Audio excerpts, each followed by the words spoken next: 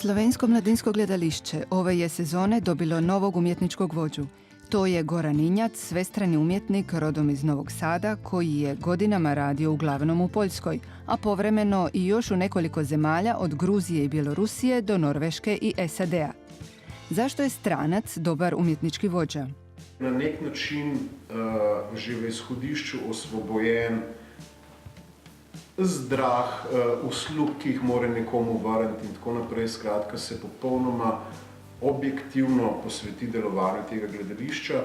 40-godišnji Injac smatra da je promjena sredine iznimno važna za profesionalni razvoj pojedinca jer se on mora stalno dokazivati.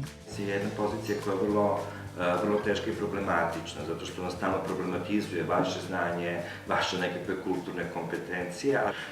Dakle, ako ste vi u jednoj zemlji koja insistira na nacionalnoj kulturi, onda će vaša nacionalna pripadnost biti velika prednost u odnosu na sve ostale, bez obzira na kvalitet. Zato je položaj stranca izrazito kreativan, ali i izuzetno osamljen.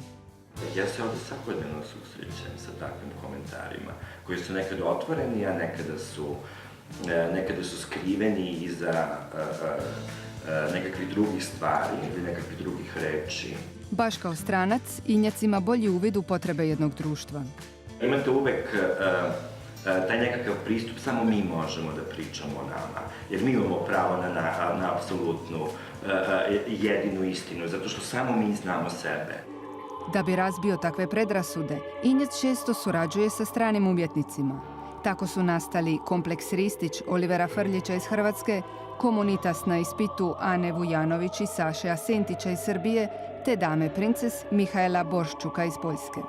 Vi kao nekakva manjina, kao nekakva drugačija, strana estetika, kao nekakav drugačiji strani pogled, vi zapravo uvek reflektirate potrebe većine.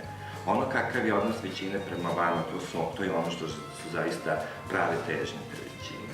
Mladinsko gledališće potiče suradnju i sa kazališnim kućama iz drugih država. Uveli su i Piranski zaljev, zajedničku pretplatu Mladinskog gledališća i Riječkog HNK, koji ljubljansku publiku vodi na 2 predstave u Rijeku i obrnuto, riječku publiku dovodi u Ljubljanu.